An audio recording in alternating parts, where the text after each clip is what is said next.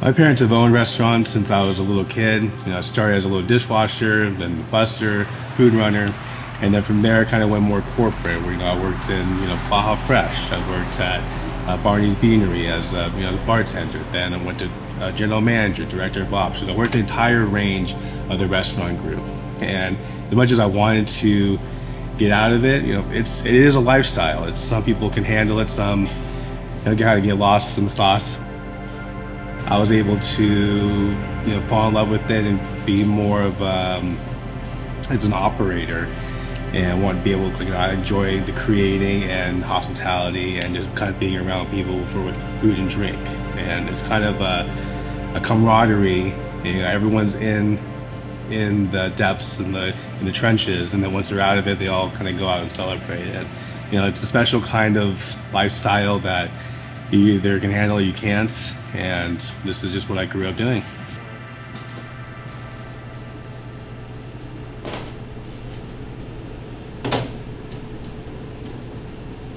I grew up on empanadas, so I wanted just to master that perfection, be known for empanadas. And so when I created this, I wanted to specialize in one thing I knew that was already great, because I'm using grandma's recipes for the empanadas and the chimichurri, and that's what I wanted to be known for.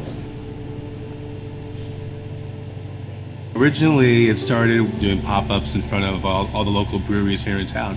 Every week, we're just absolutely destroying it, and fortunately, they had a relatively large kitchen, but at that point, my parents were always in there. I was having my brother clean up, they were helping me clean up, and we were just already surpassed what the capacity was in that kitchen. So one day, my dad drove down the street.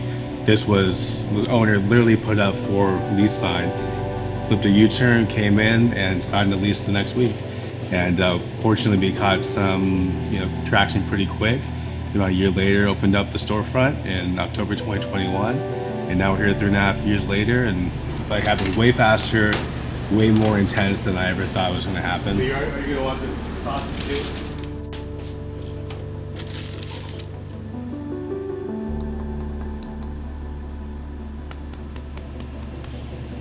Empanadas, you can make 20 different types of them, or endless amount. Just create a great feeling. We have the vessel, we have the dough, we have the sauce.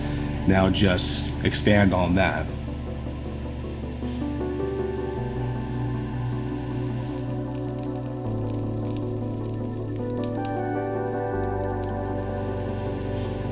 I would say the top 4 empanadas of the 20 would be the traditional beef, which is the staple. That's what Lord Empanada was built on. That's grandma's recipe. And then the spinach and cheese, the birria queso, and the apple pie. And then for the sandwiches, the tri-tip or the porchetta.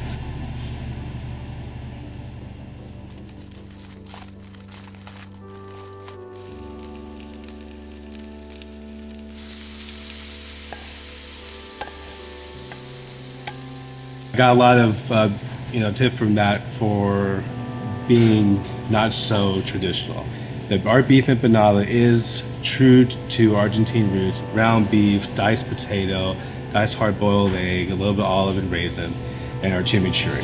And we fry our empanadas. A lot of places bake it, but we fry it, and it really just brings all the seasoning, all the flavors, from the sweetness of the raisin to the slightly bitterness of the olive, and the tender beef that we have in there. And kind of just a gourmet hot pocket, for lack of better terms, but on a way elevated level. And growing up in the industry, you need to be more diverse. There's so many people with different food allergies or food diets that they're vegan or vegetarian. And in Argentina, no one's vegan. But we're here in Monrovia, we're here in Southern California, so I created the menu to be able to apply to everybody with their special dietary restrictions.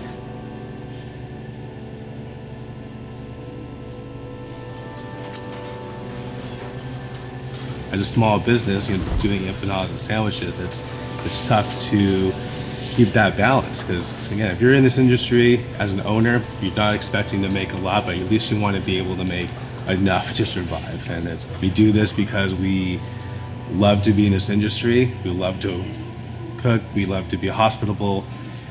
Again, with everything going up, you can only is how much is too much to charge for an empanada or a sandwich or drink. And you see these places, even these franchises are charging $18 for a huge sandwich, and everyone's fine with that. But for a small business, they do the same thing and you get a spot, they still see that as too expensive, and they still for some reason go with that. So it's imperative that your quality matches your price point, and then on top of ambiance and hospitality and service.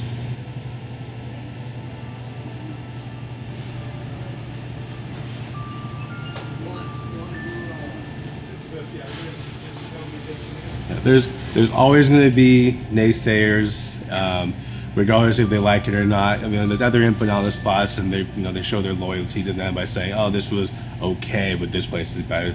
There's always going to be that, no matter how good you are. So, I have thick skin. I've seen the people, talking smack, and it doesn't affect us because we have the majority love us, what we represent, how we started, our story, what we're doing. Yeah, I like what we've created here. I'm in my hometown, and I think this is our home. If we were going to do something else, it would be a completely different concept as a kind of a fun project. But this is to keep our brand on point, quality at an elevated status here. Is keep it simple, do the one, and go production from there.